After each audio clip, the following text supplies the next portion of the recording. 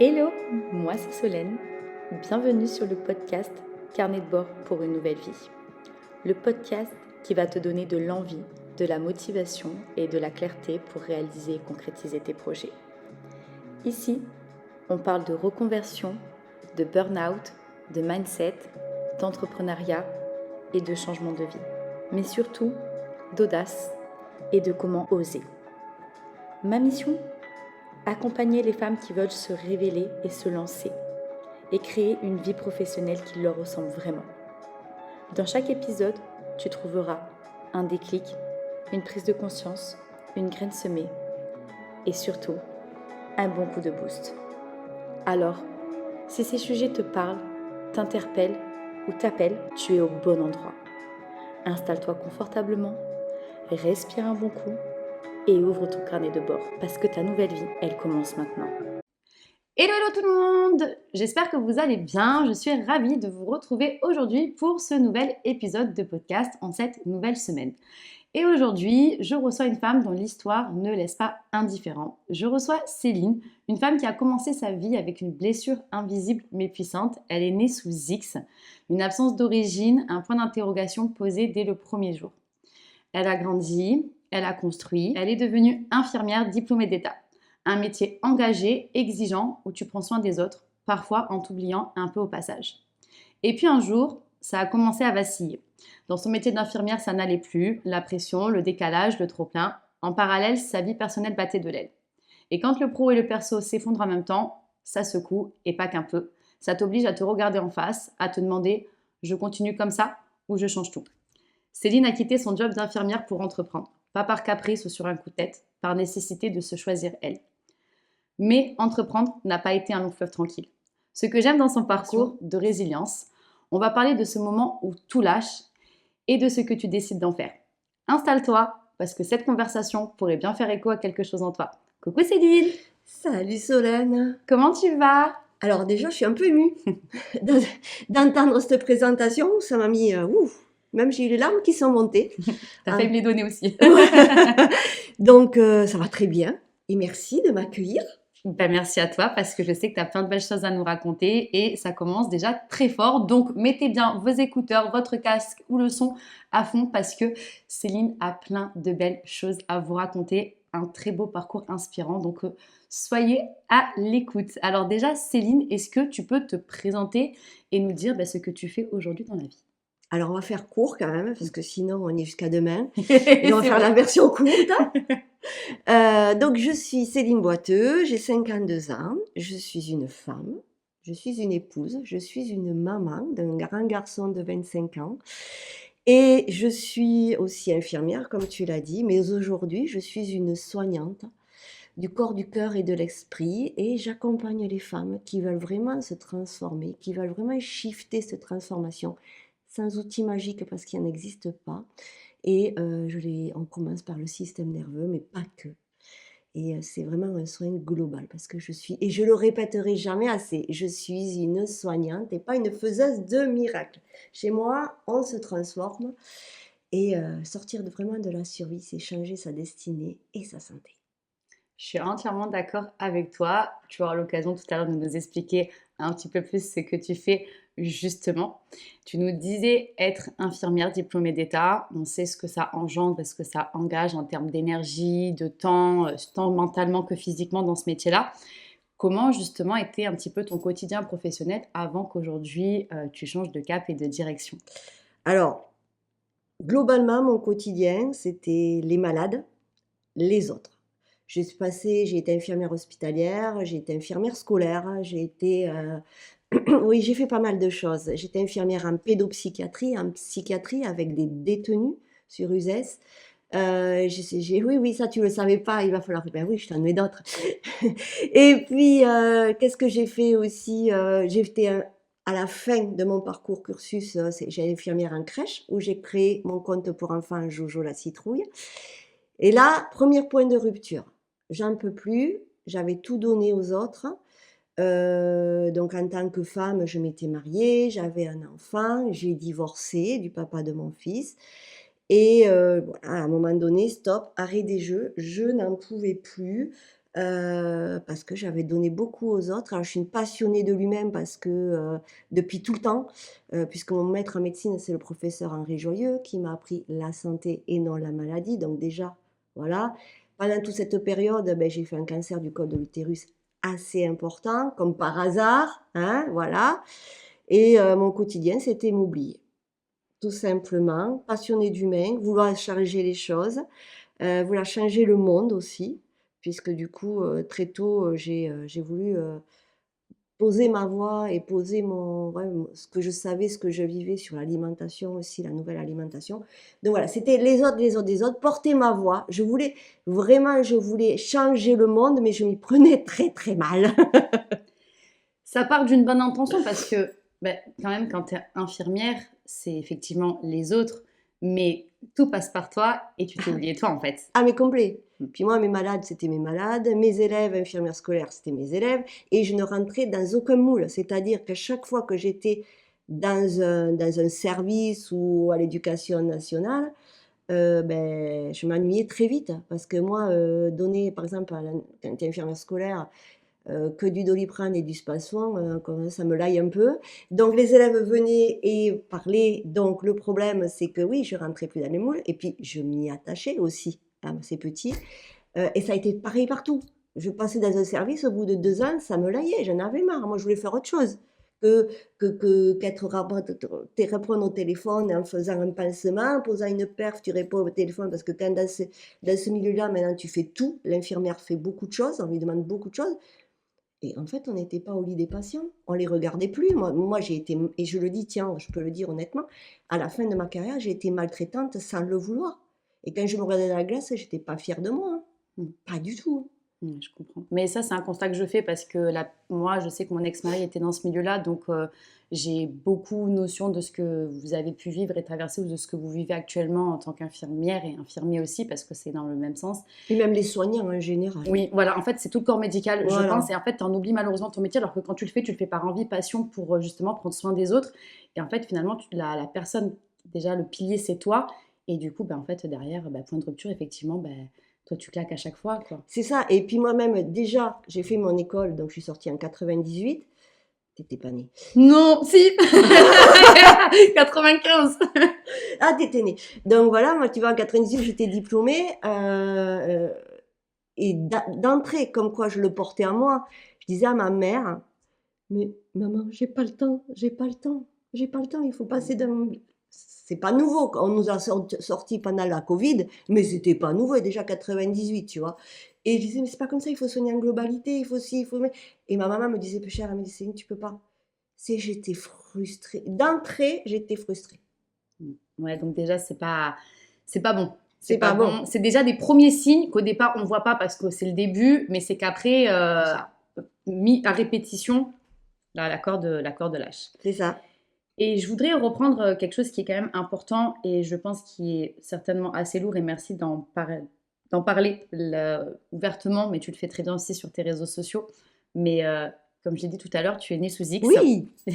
Est-ce quelle chance. Est-ce que justement tu peux nous parler un petit peu de ce que ça a représenté dans ta vie, comment cette chose-là t'a marqué, et surtout comment tu as fait pour te construire finalement autour de cette blessure qui n'est pas rien, quoi. Alors déjà, j'ai été abandonnée 2 fois en fait. Donc naître sous X, c'est quoi? C'est votre maman tombe enceinte et ne désire pas la grossesse, ou c'est pas que elle désire peut-être pas le bébé, mais c'est que les circonstances font que peut-être elle ne peut pas assumer. Donc moi, ça a été ça. Et déjà, voilà ce que c'est que naître sous X. Et après, on est adoptable, logiquement. Moi, j'ai eu la chance et donc je suis née sous X prématurée. Donc il y a eu les 2 mois en couveuse. Donc en fait, il faut voir qu'un bébé, on l'enlève de sa maman, on le fout en couveuse et il n'y a pas de bras pour le soutenir. Et c'est là que la dérégulation du système nerveux, pour moi, a commencé. Moi, j'étais pétée dès le début, quoi. Mon système nerveux, il était HS. Il y avait vraiment cette blessure-là et cette dérégulation profonde où l'extérieur est dangereux. Et je n'ai pas de soutien quand le bébé il a besoin de soutien. Ce soutien, je ne l'ai pas eu. Si, d'une infirmière ou d'une aide-soignante, de belles femmes, et ô combien je les remercie de s'occuper de moi. Puis mon papa et ma maman adoptive m'ont adoptée, et j'ai eu un papa magnifique. J'ai un papa magnifique, même si pendant des fois on s'est un petit peu brouillé pendant la vie, et une maman adoptive qui a été incompétente et qui est allée dans les hôpitaux psy. Donc moi, je voyais ma maman en hôpital psy, Mmh. avec la clé. Tu vois, quand je t'en parle, j'ai encore la clé. Tu sais, en psy, tu as toujours des Oui, clés. C'est, on dirait, c'est c'est la cour des miracles. Et donc, je voyais ma maman shootée, etc. Je sais pas exactement ce qu'elle avait, ma maman adoptive. Tu sais, à l'époque, c'était pas comme maintenant. Et puis un jour, ben, mon papa a divorcé. Il pouvait plus. Et en fait, on a donné la garde à un homme, à l'époque. Mmh. Donc c'est que ça devait être quand même assez violent. Donc moi, j'ai eu 2 abandons de maman. Donc si tu veux, c'est pour ça que j'ai envie d'en parler, parce que ça veut dire qu'on n'est pas cassé. Par contre, il y a un job à faire après derrière. Il y a une œuvre sur ça, une reconstruction, une renaissance pour arriver à la renaissance. Donc voilà, oui, ça m'a beaucoup, ouais, affectée, et quand je revois, mes 52 ans, hein, je me dis que toute ma vie a été basée sur l'abandon, le rejet, ne pas être aimable, ne pas être aimé, et toujours vouloir plaire, toujours se travestir parce que, ou se cacher. Moi, je me cachais beaucoup pour être aimée. Voilà, je me cachais beaucoup. L'adolescence, c'est, alors non seulement avec tous les hormones, les machins, tu te sens moche, conne, et cetera. Je me comparais beaucoup, et c'était quelque chose, alors moi, par contre, je tombais amoureuse tout le temps, moi. Mais j'avais pas compris que tomber amoureux et être amoureux, c'est différent. Parce qu'en fait, je voulais qu'on me voie, je voulais qu'on s'occupe de moi, je voulais être le centre du monde, mais je faisais rien pour. Et après, bah, je me suis mariée avec le papa de mon fils. Alors ça a été une belle rencontre, une belle histoire d'amour, et d'ailleurs on s'entend très, très bien. Mais à un moment donné, j'ai étouffé parce qu'en fait, dans cette relation, j'y trouvais plus ma place, j'étais perdue, en fait. Et pourtant, c'est un homme merveilleux, mais c'était pas, voilà, on a eu un enfant. Et alors ce qui a été intéressant, c'est là qu'après, dans ma vie de femme, de maman solo, eh bien, j'ai eu 2 relations avec des hommes mariés. J'ose le dire, c'est la première fois que je le dis publiquement, je te le dis. Pourquoi? Parce que de toute manière, autant avoir des miettes, pas mériter l'amour. C'est un schéma, en fait, oui. Je qui a été- répétais sans Mmh. arrêt les mêmes schémas. Mmh. Et j'étais amoureuse, attention, hein. Mmh. J'étais très amoureuse, à chaque fois. Mmh. Mais je prenais les miettes. Bah, c'est logique, tu t'es conditionnée en fait en fait, dès petite, avec tout ce qui t'est arrivé, ça t'a conditionnée. C'est ça, Donc en fait, tu es sortie du ventre de ta maman, abandonnée, voilà. bah, voilà, et après un deuxième abandon, donc effectivement, tu te contentes de ce qu'on te donne. Et en fait, tant que tu n'as pas conscientisé ce schéma-là, C'est ça. tu répètes sans cesse. Et je soulève un truc qui est intéressant, c'est que tu me parles que tu as été justement bercée par des infirmières, le corps soignant, que ta maman adoptive était en psy, et tu es devenue infirmière, Ouais. justement. Tu vois, j'en ai Donc- des frissons, vous le voyez pas, mais j'en ai des frissons. Donc, tu vois, dans toute cette histoire, je me rends compte qu'en fait, déjà, ton parcours, il a été tracé par rapport à ce que tu as vécu, Ouais. j'ai l'impression, tu vois. Ah mais oui, mais Comme, tout à comme fait. si tu voulais trouver quelque chose là-dedans en te disant, ben, en fait, finalement, waouh, moi, j'ai le respect de ces femmes infirmières qui sont occupées de moi, et peut-être que inconsciemment ou consciemment, j'ai envie de faire ce métier-là. C'est ça, mais je l'avais dans le sac. Mais il faut savoir quand même que mon fiston n'était pas parti pour faire des trucs dans le soin. Aujourd'hui, quand même, il est devenu sapeur-pompier. C'est ma fierté. Il est devenu sapeur-pompier permanent au SAMU, quand même. Voilà, je sais pas. Je lui dis surtout, tu ne le fais pas. Comme quoi, tu vois, voilà, tout a une logique quand tu retraces et que tu prends le temps de retracer ton histoire, tes blessures et ton passé finalement et tes expériences, parce que tout ça, ça nous conditionne et ça nous amène à là où on est aujourd'hui. Et ça, c'est beau et c'est fort et c'est magique. Ouais. Et justement, quand tu as décidé d'être infirmière, donc bon, tu nous as un petit peu expliqué le contexte, comment tu te sentais, mais à quel moment tu as senti que dans ton job, là, c'était un peu le point de non-retour, que tu as craqué en fait, que ça n'allait plus du tout, que tu t'es dit là, aïe, stop Céline, ça va plus. Et c'était quand j'étais en crèche, je me suis fait harceler, lol, par ma directrice. J'étais la 8e victime. Et il faut savoir que, putain, je balance là, hein. Là, j'y vais là. C'est la première fois. Hein. Il faut savoir que cette directrice, ce n'était pas son coup d'essai. Et donc, j'ai eu droit moi aussi. Et là, j'ai dit stop. Ce que j'ai fait, ça a été très clair. Quand je m'en suis vraiment aperçue, parce qu'au début, tu t'en aperçois pas, hein, c'est vicieux, hein, cette affaire. Vraiment, j'étais pas bien, mais j'ai appelé au sommet, là, la direction au sommet. J'ai dit, écoutez-moi, je dois maintenant stop. Je me vais. Vendredi, je fais mes cartons. Et donc, comme elle avait des antécédents, voilà, ils ont été cool. Elle m'a dit, allez de suite chez le médecin du travail. Et ce médecin du travail m'a sorti en urgence quand même, il faut le savoir. Voilà. Donc là, ça a été la première cassure. Et là, après, je me suis dit, tu fais quoi? Alors c'est sûr, j'avais Pôle emploi, j'avais tout ça, mais je fais quoi, moi? Je m'emmerde. J'ai envie de faire, je vais faire une petite chose, moi. Et du coup, alors ça, je le dis souvent, par contre, sous la douche, au plus profond de mon mal-être, il y avait mon mari, on habitait Nîmes, et je sors, je me suis dit, je vais aller interviewer des gens. Je ne sais pas d'où j'avais sorti ça. Et il me dit, ouais. Mais il me dit, mais t'es pas. Ben, je dis, je sais pas, je vais me démerder, je sais pas. Et c'est là qu'est né les oui, c'est possible à l'époque où j'ai créé ma première entreprise, les oui, c'est possible, où j'allais à la rencontre des personnes qui ont créé leur vie. Et vous pouvez le retrouver sur YouTube, hein, avec mon nom, Céline Boiteux. Et j'ai 60 personnes, des connus et des inconnus. Alors, du François Lemay, du Dev Perso, à quelqu'un comme moi, et des gens qui sont connus sur les réseaux. Mais en fait, je faisais un truc énorme, c'est que je balançais et j'attendais la réponse. Il y avait oui, il y avait oui, il y avait non, il y avait non. En fait, tu vois, c'est marrant parce que ce que je relève dans ce déclic que tu as eu, c'est que tu avais envie déjà de porter un message. Tu t'es dit, il faut que je parle en fait. Il faut que je me libère la parole et que je puisse libérer la parole à des personnes et que ça fasse des déclics chez les gens. Et en fait, je retrace parce que ça arrive à aujourd'hui ce que tu es en train de faire. Tout est suite logique. En fait, j'ai l'impression que tout était, c'est pas calculé, mais tout devait arriver à point à qui s'est atteint, tu vois. Ouais, c'est ça. Tout est cheminement pour arriver là où tu en C'est es, ça. où t'en es aujourd'hui. Et justement, quand tu as décidé de quitter ton job d'infirmière, tu m'avais dit aussi ça lors de nos échanges que ta vie personnelle était fortement impactée, que ça battait de l'aile. C'était à ce moment-là Alors, ou, c'était oui, quand j'ai créé mon entreprise, alors j'ai pendant 4 ans, je crois. Ouais. Enfin, bon, bref, on s'en fout du temps.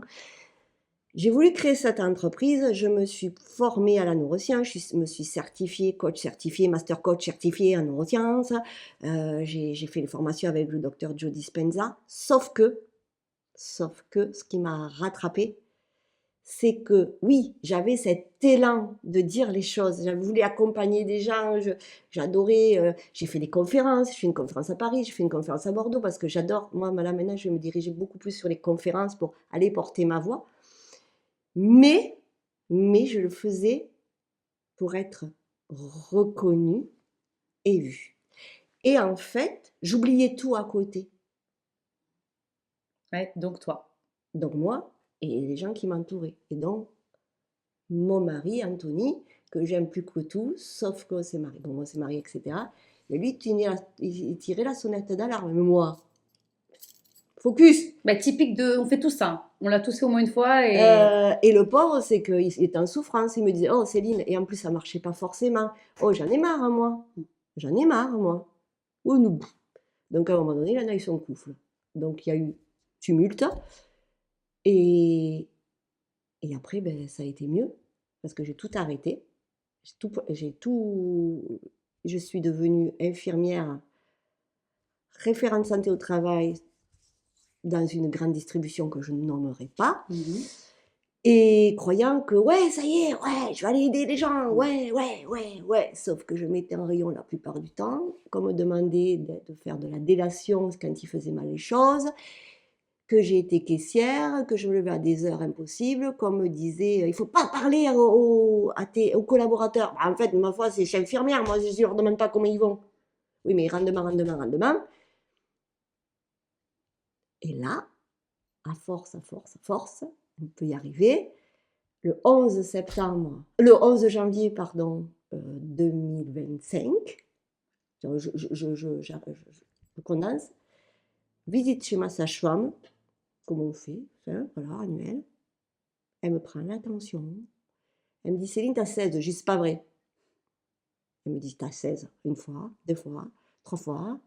Et là, je m'écroule. Et excusez-moi, je vais être grossière, comme une merde. Je pleure. C'est la petite Céline qui pleurait.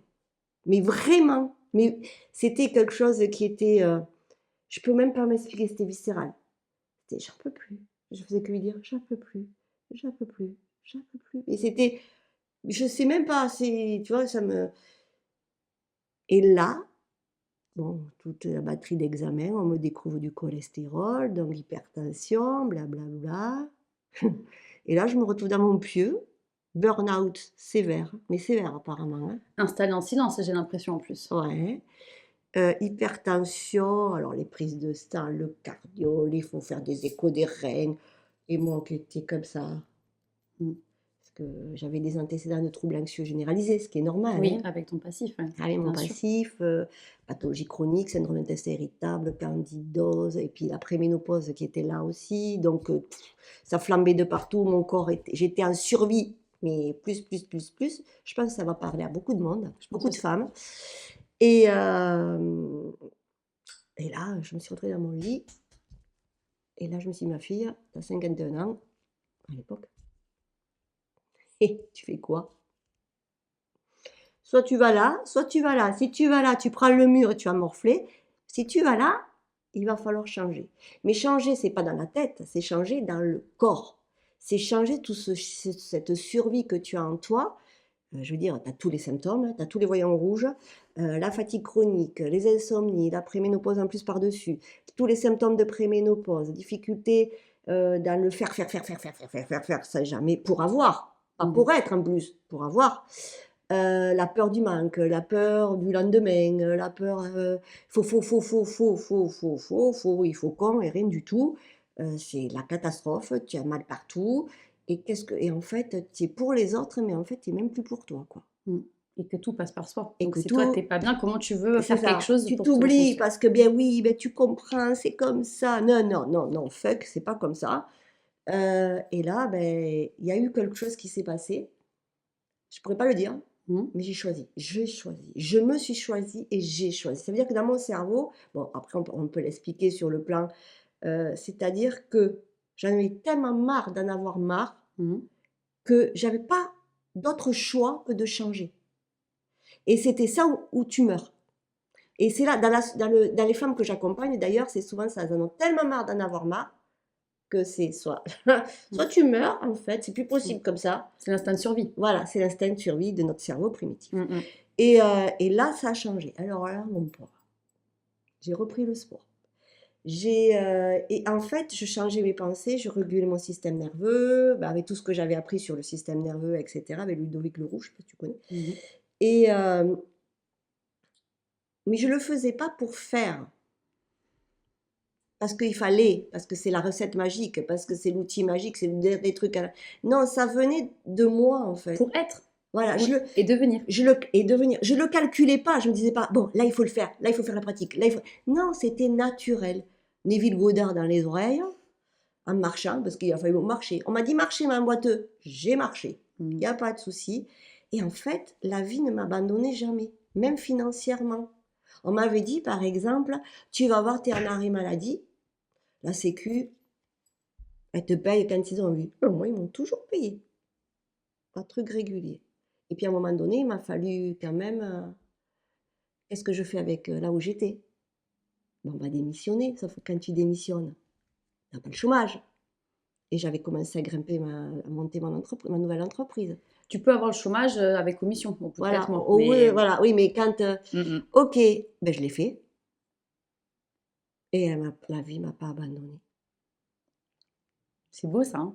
Jamais. Mais parce que en fait, j'ai appris à ne plus avoir... Bon, comme je dis aux filles que j'accompagne, aux belles femmes que j'accompagne, c'est H24. Hein. C'est observer tes pensées. C'est quand tu ouvres ton compte et que tu es à découvert, tu dis, ah ça, c'est mon ancienne identité, ça.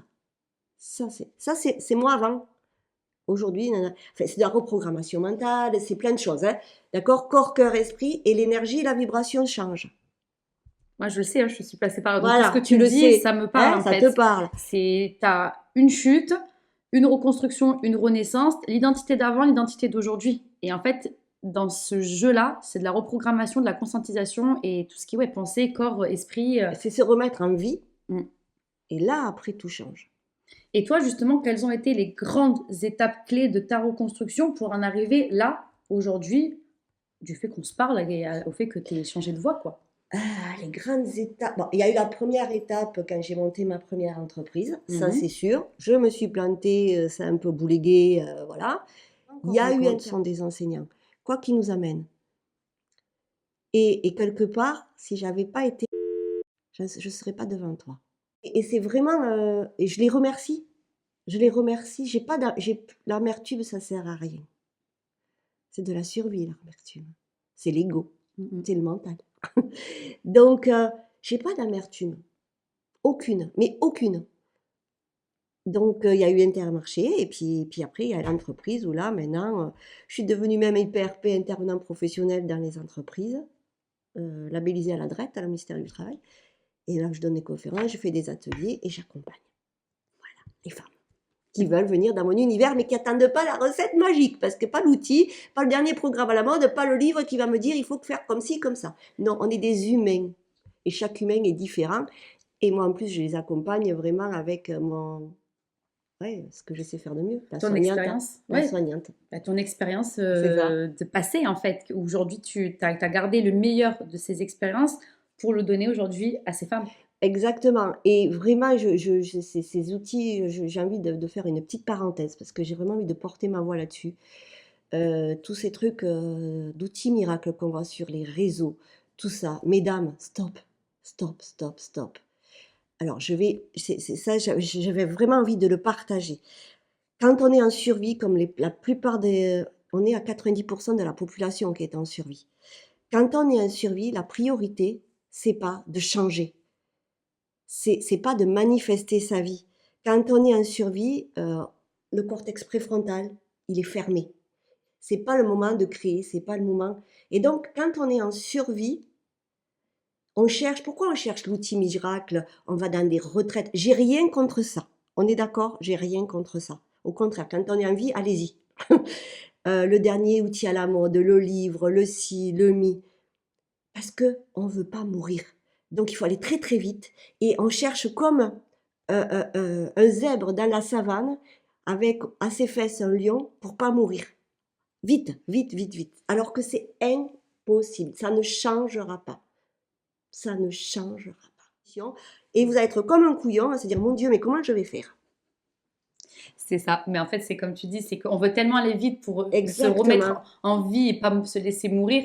Mais moi, c'est pour ça que je le dis tout le temps, c'est que quand tu es épuisé au bas du bas de l'échelle, c'est pas le moment d'entreprendre quelque chose, c'est le moment d'actionner pour te faire du bien, prendre soin de toi, te retrouver. Et après, tu prends des décisions bien pour Exactement. Et souvent, moi, je dis toujours en tant que soignante et infirmière, moi, en complémentarité de la médecine aussi. La médecine, elle est très précieuse. Elle est super précieuse. Ça dépend, je vais te faire rire, ça dépend comment tu le prends. Moi, quand on m'a dit, Madame Boiteux, il faut prendre un traitement pour la tension, vaille pourra, allons-y. Et j'avais dit à mon médecin, vous allez voir, bientôt, il n'y en aura plus. Je ne sais pas quand, il n'y en aura plus. Et moi, je suis guérie déjà. Je l'ai pris en janvier. En novembre, on diminuait déjà. On est à 5 mg. 2026, il n'y en aura plus. Le cholestérol, pareil, il n'y en a presque plus. C'est pas magique, hein? Non, c'est un travail. C'est une œuvre sur soi. Mais en collaboration avec la médecine. Et quand j'ai eu ce premier cachet de 10 mg, là, je l'ai pris. Alors ça, c'est un petit tips que je peux vous donner, mesdames. Je l'ai pris, j'ai dit, tu sais quoi, tu me sauves la vie là quand même. Donc je te remercie. On va faire un bout de chemin ensemble. Mais bientôt, on n'aura plus besoin. On se dira bye bye. Et j'ai dit merci, merci, merci. C'est hyper important. On n'est pas... Je suis furax d'entendre... on segmente les gens. Non, on est un tout, un corps, un cœur, un esprit. On est relié à l'invisible et à la matière. Sauf que ce qu'on oublie, c'est qu'on est quand même de la matière. On est un corps. Certes, avec de l'énergie et de l'information, comme a dit le Dr Boboula, mais on est un corps.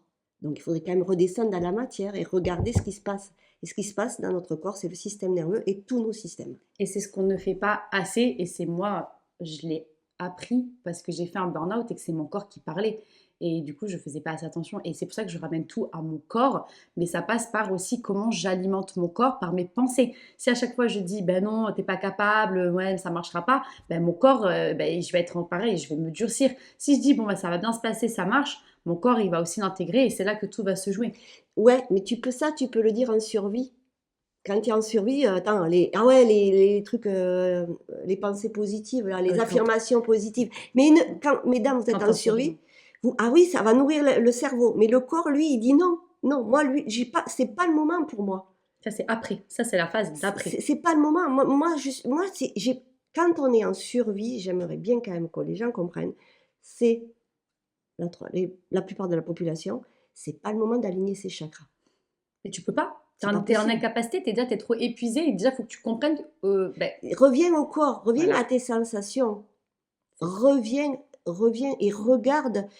Après, on apprend les états, etc. Et regarde aussi, sans que le mental y vienne, qu'est-ce qui fait qu'il t'a amené là? La blessure, le trauma. Parce qu'un trauma, c'est quoi? C'est un événement. Mais c'est la façon dont nous, on a réagi à l'événement. Et on peut vivre la même chose toutes les deux. Suivant notre histoire, on ne réagira pas pareil. Et c'est là toute la subtilité. Et le corps, quand il n'a pas eu le moyen de l'exprimer et de le faire bouger, ça se cristallise, on va dire, dans les fascias. On ne va pas rentrer dans le corps. Et donc, à un moment donné, il va falloir faire circuler tout ça. Tout à fait. Tout simplement. Ah, mais moi, je sais que tout ce que tu me dis, je l'ai vécu. Donc, j'ai cheminé. Mais c'est qu'après que j'ai conscientisé ces étapes, je me suis dit, mais le burn-out, il arrive de quelque chose d'avant. Et j'ai retracé. Mon grand-père a fait un burn-out, mon papa a fait un burn-out, parce que la croyance, c'est il faut travailler dur pour gagner sa vie et réussir. Voilà. Donc, effectivement, mais ça, tu peux en prendre conscience que quand tu t'es reconstruite, que tu es sortie déjà de ton épuisement, et qu'après, tu fais un travail sur toi de reconstruction et de renaissance. Et c'est là où je me suis dit, ça part d'où? Et ça part de là. Et c'est là où après, tu travailles tes blessures et tes croyances et tes tous pensées. Ces trucs-là. Voilà, oui. exactement. Mais c'est bien de le rappeler et merci pour ça. Parce que là, maintenant, en tant que soignante, j'ai vraiment envie de porter cette voix-là. Parce que honnêtement, ce que je vois sur Instagram, et là, c'est l'infirmière qui parle, en psychiatrie, puisque j'ai le double diplôme, on bousille la santé mentale des gens et des femmes. Oui, parce qu'il faut le dire, alors messieurs, je sais qu'il y en a peut-être qui écoutent, mais aussi, vous vivez ça, mais les femmes ont une charge mentale tellement importante parce que c'est souvent, malheureusement, un peu la réalité des choses, c'est les enfants à la maison, c'est beaucoup la femme qui gère pas mal. En fait, c'est un constat après, même si aujourd'hui ça s'équilibre en 2026, il y a des heureusement, hommes, il y a des hommes, bien sûr, mais on sent que la femme, elle a une charge mentale, j'ai vu une étude il n'y a pas longtemps récente, très important par rapport à un homme en fait. Donc c'est pas moi qui l'invente, sinon je le dirais pas, je ne me permettrais pas. Mais un homme a quand même ses traumas à lui aussi parce que on voit quand même les hommes qui veulent travailler très dur pour faire vivre la famille, etc. Et ça, c'est dû père de famille. C'est dû à avant, au train générationnel. Hein. Et mon papa, par exemple. Et même les hommes des cavernes. Monsieur, quand tu regardes le truc, monsieur, qu'est-ce qu'il faisait? Il allait à la chasse, il risquait sa vie pour sa famille. Madame, elle n'alignait pas ses chakras, elle n'était pas du tout là. Qu'est-ce qu'elle faisait? Elle donnait à manger à ses enfants. Donc on a ces croyances-là. Mais ça reste encore aujourd'hui en 2026, exactement. Même si ça va mieux parce qu'on est quand même dans une nouvelle ère. Et madame, elle est maintenant, elle travaille, mais elle continue parce qu'il faut, je dois être une bonne maman. Il faut, et moi alors là, niette. Et le papa, il se tue à la tâche. C'est ça. Et moi j'ai rencontré des hommes qui te disent, le jour où j'ai été licenciée, je m'en suis pas remis. Pourquoi? Parce qu'il n'y a plus, je sers à rien en fait. C'est ça. Et pour un homme, ça c'est très dur. C'est très dur. Mais après, à l'inverse des femmes, c'est que les hommes se manifestent moins sur ce qu'ils ressentent parce que justement, ils se disent, je suis le pilier de la famille, je suis le père de famille, je suis l'homme. En fait, c'est même pas le père, c'est je suis l'homme, je dois. Je dois, je dois. Mais ils n'expriment pas, tu vois. Ah non, mais ils sont verrouillés. Mais tu sais, beaucoup de femmes sont verrouillées émotionnellement. Hein. Moi, quand j'en entends qui disent je travaille sur moi, je les fais parler 5 minutes, je peux te dire que là, je te dis, mes mères, t'es en survie, en fait. Ah bon, tu crois? Ouais. Bon, en tout cas, c'était la parenthèse pour ces messieurs. Voilà, si vous êtes de passage. Et du coup, aujourd'hui, Céline, au milieu de tout ça, il y a des transformations, il y a de la reconstruction, de la reconnaissance, mais aujourd'hui, là, maintenant, concrètement, qui tu es, comment tu te sens dans ton quotidien, qu'est-ce qui a changé en toi? Tout. C'est-à-dire Tout. C'est moi qui ai changé, en fait. C'est moi qui ai changé la façon. Je suis passée de la survie à la vie, déjà. Donc, mon corps, moi qui ne dormais pas. Alors, je vais te donner des choses vraiment très factuelles. J'ai fait de l'insomnie pendant 5 ans, entre tout. C'est pour ça qu'à un moment donné, je suis tombée. Hein. J'en pouvais plus. Mon mot pendant 5 ans, j'en peux plus. J'en peux plus. Je suis fatiguée. J'en peux plus. C'était horrible. Eh bien, je dors. Ça, c'est bien, c'est important pour le système nerveux et la Voilà, c'est pas mal. récupération. On m'avait diagnostiqué le syndrome de l'intestin irritable. Mm. Si j'ai une crise par an, ça, voilà. Bientôt, il n'y en aura plus. Voilà. Je te dis, l'hypertension, on a diminué. Ça, c'est des trucs factuels, c'est dans le corps. Hein. Bien sûr. OK. Quand j'ai des événements inconfortables, par exemple, pour vous donner un exemple bien factuel, je vais de nouveau chez ma gynéco pour faire le contrôle, hein, puisqu'on est... et à mon sein, elle me dit « Oh, quand même, il faudra avancer ta mammo. » Pendant une semaine, j'étais comme ça, mais ça ne m'a pas envahi. Et en plus, je me suis dit « Non, la vie, elle va pas, non, c'est pas le moment. Là, non. » Et quand et avant d'aller à la mammo, alors j'avais toutes les pensées parasites, mais maintenant, je sais les faire passer, donc elles ne restent pas, et ça ne m'a pas empêché de dormir. Et je m'étais dit, si tu n'as rien au sein, alors là, tu vois, une autre promesse, si tu n'as rien au sein, maintenant tu vas dire ta vérité. Et ça tombe bien parce que je vais voir Solène. Mais ça sera le début de dire ma vérité. C'est beau, c'est beau. Et donc, je suis sortie de la maman. Madame Boiteux, il n'y a rien. Yallah. Et alors là, je me suis dit, alors là, maintenant ma fille, maintenant tu vas parler. Et tu vas arrêter de te travestir sur les réseaux sociaux. Et tu vas dire les choses. Ça suffit. Il y en a qui t'aimeront, il y en a qui t'aimeront pas. On ne peut pas plaire à tout le monde. Et plaire à tout le monde, c'est plaire à n'importe qui. Voilà. Donc là, maintenant, stop. Mais comme ça, je peux parler. Stop maintenant. Mais c'est ce qu'il faut faire. Moi, je le fais. Hein. Des fois, je me dis, Solène, là, stop, ça suffit. Tu arrêtes. Voilà, c'est ça. Et ça s'arrête net. Hein. Ah ouais, ça s'arrête net. C'est radical, je vous le dis. Mais ça se travaille. Après, tout ce qu'on dit, ça peut paraître... Parce que c'est vrai que moi, je me projette dans les personnes qui écoutent ça. En fait, il faut savoir que tout ce qu'on dit là, ça paraît facile, mais on a tellement galéré. Mais ce qui a fait la différence, c'est qu'on a décidé de se choisir nous et de travailler sur nous pour en arriver là aujourd'hui. Exactement, voilà. C'est important. Parce qu'on peut se dire stop avec la tête et le corps, il te fait un grand bras d'honneur, il te dit non parce que tu es en survie en fait. C'est ça. Donc je préfère le rappeler parce que quand on se parle, ça paraît c'est facile. Entre deux copines qui parlent, là, non. Ils se disent non, c'est pas facile. C'est pas évident et ça nécessite du travail. Et ce travail, c'est un choix que vous décidez de faire, c'est soit de toute façon je meurs, voilà, la survie, là c'est voilà. Soit je décide de me dire allez, je vais vivre. C'est ça, je vais vivre. Et d'ailleurs, on le sait bien, hein, le cerveau, lui, il veut pas changer. Hein. Non. Le cerveau, lui, moins il consomme d'énergie, mieux c'est. Ah mais lui c'est assez, tu sais, c'est comme je dis. Il te resserre les mêmes programmes inconscients. Tu es toujours dans le même caca. Tu répètes tes schémas, tu en vas à la terre entière parce qu'en fait, quand on est en survie, ça, je vais le dire. On est victime, on est la bonne victime. Je suis comme ça à cause du temps, à cause du gouvernement, avec ce que je traverse, et on est dans la peur du manque de tout. Manque d'argent, manque d'amour, manque de ci, manque de mi, manque de reconnaissance. Ça, c'est vraiment des symptômes très, très puissants. On n'a jamais assez d'argent, même si on en a, hein, même un peu sur le compte en banque. On n'a jamais, jamais, jamais assez. On veut toujours, toujours, toujours plus parce que il y a... Je vais la nommer, j'y enverrai ma première coach, Valérie Karchi, qui est vraiment un ange sur mon chemin, avait un truc qui disait, je l'ai repris, à l'époque, quand on est en survie, on est dans le faire pour avoir, l'être après. Alors qu'aujourd'hui, je suis d'abord dans mon être, je fais, et après j'ai. Pas le même schéma. Pas le même schéma. Non. Tu vois, et c'est ce que moi j'amène aux femmes que j'accompagne. On revient à l'être, mais pas à l'être bisounours, voilà, les anges, les guides, comment avoir confiance en moi. Quand on cherche le comment, on est en survie. Oui. Quand on décide de l'être, on est en vie. Ça, c'est joliment dit. C'est joliment dit. Et justement, au milieu de tout ce que tu racontes, de ton parcours, de ta reconstruction, c'est quoi un petit peu ton quotidien en termes de routine, de pensée, pour rester en fait cette femme que tu choisis de devenir au quotidien pour rester en fait aligné avec toi-même, pour continuer à te faire du bien? Est-ce que tu as des petits conseils, des tips? Qu'est-ce que tu mets en place? Alors déjà, j'ai oublié de te dire que je suis aussi prof d'SVT dans un collège hors contrat. Et C'est en vrai. fait, ça me fait penser à ça quand tu me poses la question parce que j'essaie de mettre ça avec mes élèves. J'ai 11 heures d'SVT et je leur fais un petit coucou à toute l'équipe d'ailleurs et à mes élèves chéris, même des fois que j'ai envie de les tuer. Non, non, je C'est tue pas pas. vrai, c'est une blague. C'est une blague, c'est une blague. En fait, déjà, quand je me réveille, et ça c'est un truc énorme, je me dis purée que la vie elle est belle. Et si je me réveille avec quelque chose, une pensée que j'appelle parasite, juste je dis pas non, allez, faut pas que je pense comme il faut pas que je pense comme ça, c'est pas bien. Non, non, ok, je te vois, je t'accueille. C'est de mon process inconscient, de mon ancienne identité. Il y a des... Quand on m'a annoncé le coup du sein, etc., les 2 premiers jours, quand je me suis réveillée, c'était oh, je vais mourir, oh, mes cheveux, oh, je vais faire la chimie. Ah ouais, ça y est, moi, je me voyais, ça y est. Eh bien, ouais, mais je les ai laissés passer.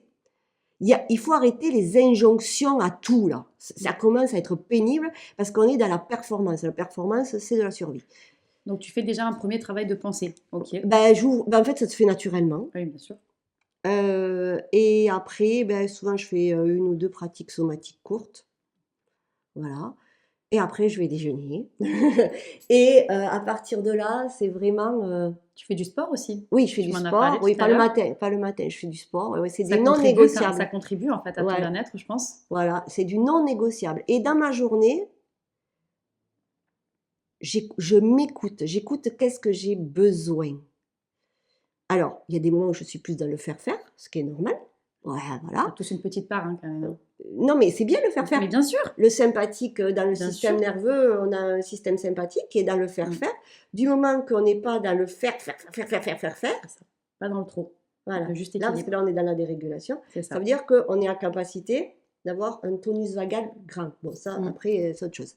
Mais qu'est-ce que j'ai envie aussi? Qu'est-ce qui me fait vibrer? Alors, il y a des choses, des fois, tu les fais parce que il faut bien les faire, mais tu les fais différemment.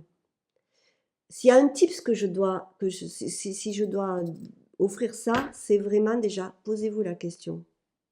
Où j'en suis, moi? Est-ce que je suis dans le faire? Est-ce que je m'oublie?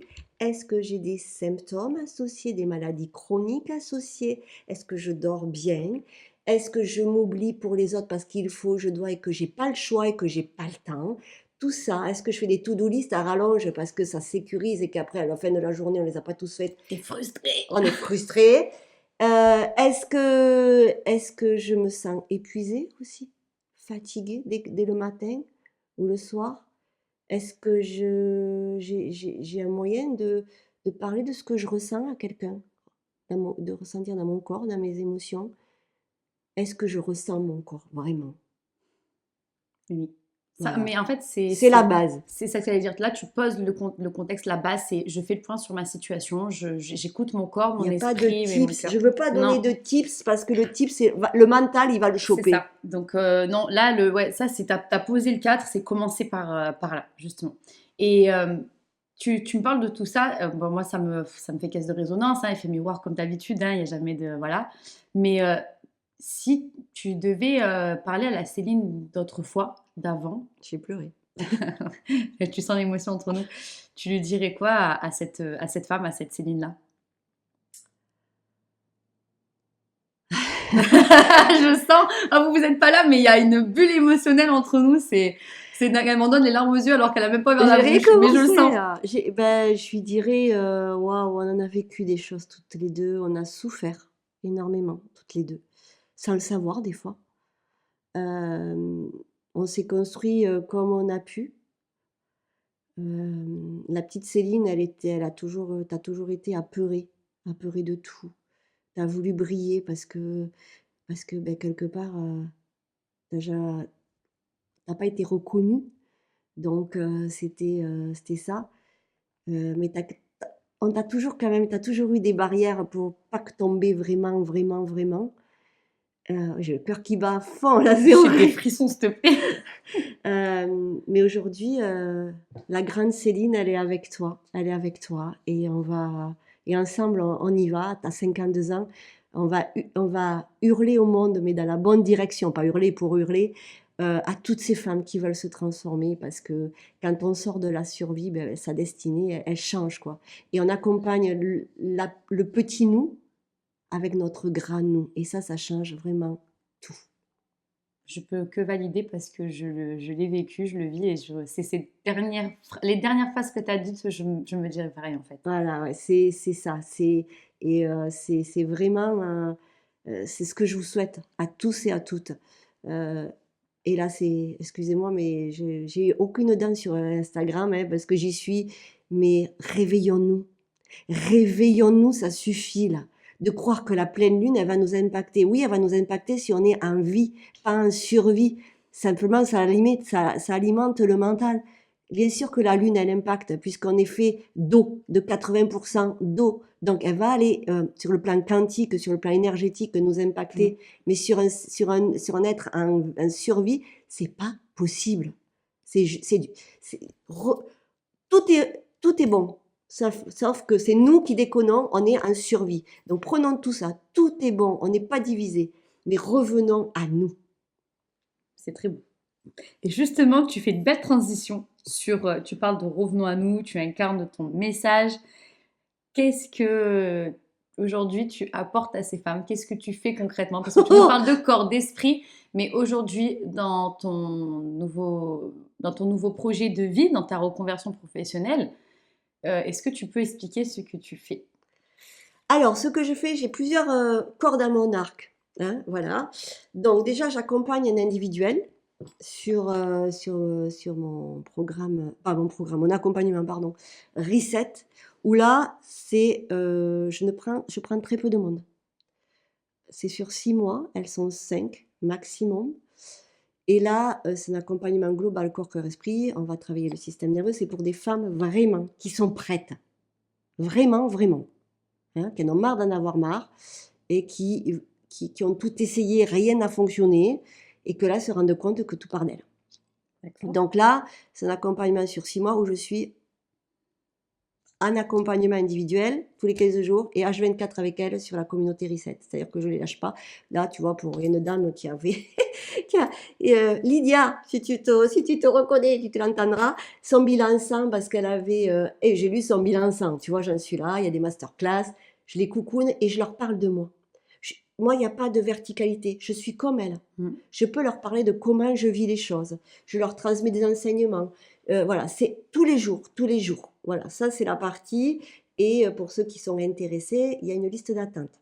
Voilà, donc c'est 6 mois, mais c'est au-delà d'un accompagnement. On travaille le système nerveux, on travaille le mindset. C'est une rééducation de l'être. Donc ouais, en fait, c'est vraiment ce que toi, tu apportes à ces femmes-là. La rééducation d'être, une transformation dans sa globalité. Dans sa globalité. Okay. Après, j'ai la partie conférence. Donc là, j'en ai fait déjà 2. D'ailleurs, s'il y en a qui sont intéressés, je peux intervenir sur plein de thèmes, entre autres sur l'être, sur le corps, le cœur, l'esprit, le système nerveux, le stress, etc. Bon, bref. Et après, là, c'est ce que je viens de lancer, c'est un petit atelier à la maison. Enfin, pourquoi petit ? Un atelier à la maison que j'organise là, le samedi 21 mars. Il reste 3 places pour les intéressés. Là, c'est plus un partage où je vais vous donner quelques enseignements, où on va faire des pratiques somatiques. C'est vraiment pour les femmes qui veulent me connaître et déjà connaître mon univers. Voilà, tout simplement. Et puis à la fin, on finit par un petit apéro parce que quand même, un bon rosé... Hein, on crache pas dessus, surtout dans le sud de la France. Hein, voilà, c'est pas parce qu'on se transforme qu'on vit reculé et qu'on n'est pas... Les bonnes choses de la vie avec modération. Voilà. On le précise toujours, alcool avec modération. Je le rappelle tout le temps, c'est jamais. Voilà, petite parenthèse. Tout à fait, mais voilà. Pour moi, en fait, c'est mon intention maintenant, c'est de créer une communauté de femmes et d'être avec elles et pas au-dessus d'elles. Alors moi, ça, je prends pour ça. Tu parlais de dire que tu te mets à nu, parce que moi, c'est comme ça que je le vois. Mais moi, je sais que quand je parle à ces femmes, aux personnes qui viennent vers moi, je leur parle de mon parcours, en fait, parce que déjà, moi, mon projet, je l'ai créé par mon parcours. Et c'est dans l'authenticité et dans mon parcours qu'elles se reconnaissent et qu'elles se disent, mais waouh, si elle l'a fait, je peux le faire, et ça rassure. Exactement. Et tu vois, Valérie Karchi, pour ne pas la nommer, elle a une phrase qui est alors, si elle l'entend, je vais estropier la phrase. notre parcours nous prépare à qui on est vraiment. Je crois que c'est un petit peu comme ça. Valérie, si tu m'entends, je l'ai estropié, j'en suis sûre. Bon, en tout cas, ce que tu proposes, c'est voilà, entendez bien ce qu'elle dit et c'est vrai que je le mentionne parce que moi-même qui étais en mode de survie, pour faire ce genre de démarche, soyez vraiment vraiment prête et ayez vraiment cette volonté parce que quand on commence à travailler sur soi, on va jamais dire que c'est simple. Moi, je vais pas vous dire que c'est simple parce que Non. c'est pas évident. Donc, il faut avoir cette volonté et vraiment cette envie d'être prête. Et je pense que c'est volontaire que tu sélectionnes et que tu sois sur liste d'attente Ah avec oui, ton accompagnant. parce que je peux pas faire à votre place. Par contre, je peux être présente H24, pratiquement, elles le disent, t'es tout le temps là. Mm. T'es tout le temps là. Mais ça, c'est mon côté soignant. Parce que moi, j'ai besoin d'écouter, j'ai besoin d'entendre, j'ai besoin de les voir aussi. Mais pour mieux accompagner aussi, comment tu vas accompagner surtout des femmes en survie Ouais, si mais tu je n'es pas... pourrais, à l'époque, je faisais tous les 15 jours et basta. Maintenant, non, j'ai vraiment besoin de ce cocon parce que quand elles se mettent sur la communauté, quand elles, tous les jours, on discute, ça se passe, elles déposent les trucs chacune et alors ça fait résonance.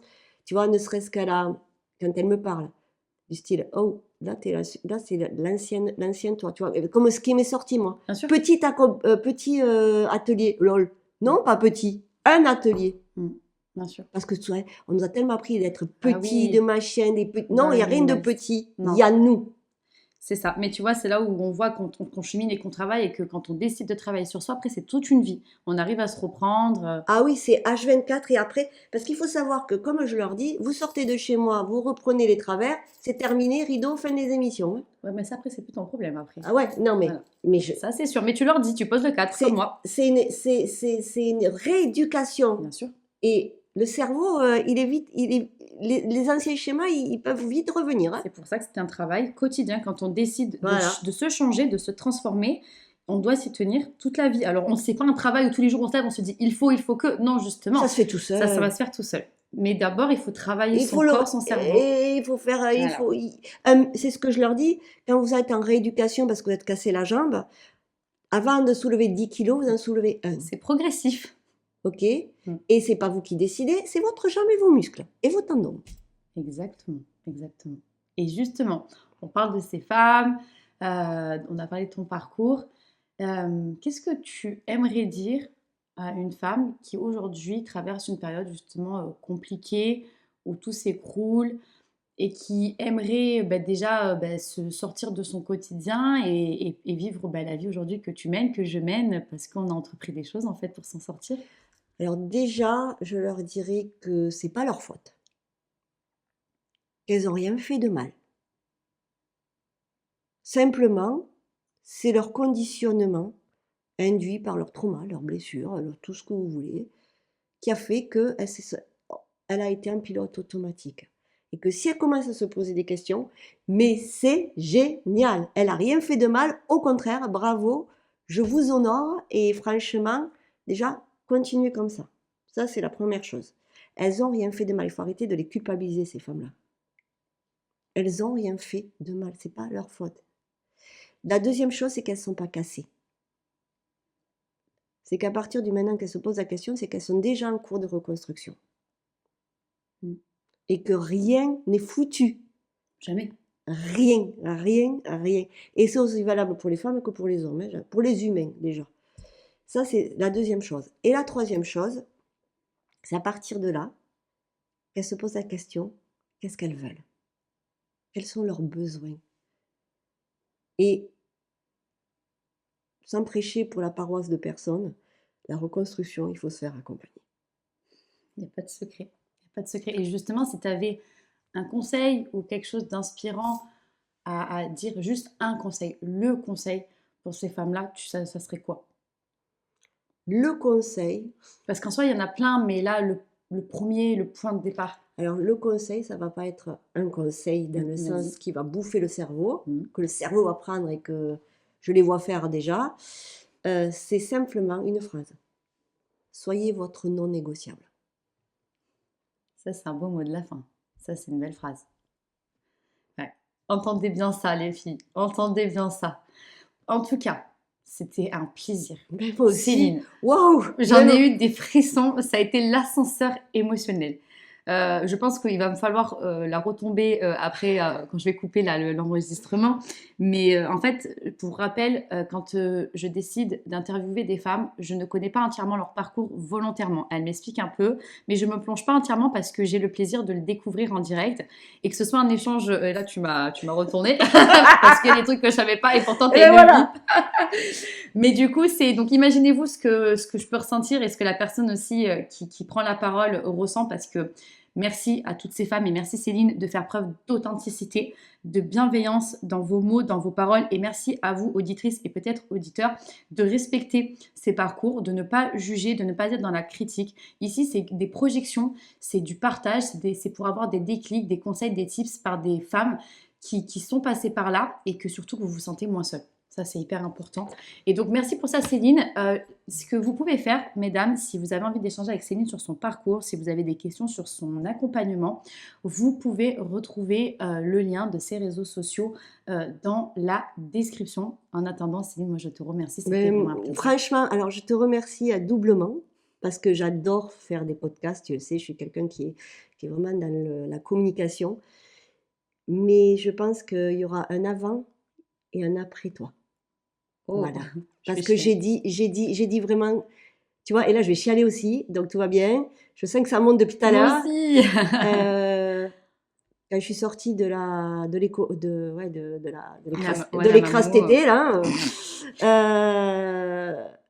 je me suis dit, stop, tu dis, et regarde. Et tu as dit. Et donc, merci pour ça. Merci d'avoir accepté, merci d'être là. Et merci pour ces femmes surtout. Merci pour ce que tu leur apportes et merci pour ces messages que tu véhicules. Merci à toi. C'est bon, vous le voyez pas, je m'étais bien maquillée, tout, je m'étais tout fait belle là. Et là, hop, même l'anti-cerne et tout, j'avais mis, dit. Moi aussi. Sur ces belles paroles, je vous souhaite de passer une bonne semaine, une belle écoute. Et moi, j'ai le plaisir de vous retrouver la semaine prochaine pour un nouvel épisode de podcast.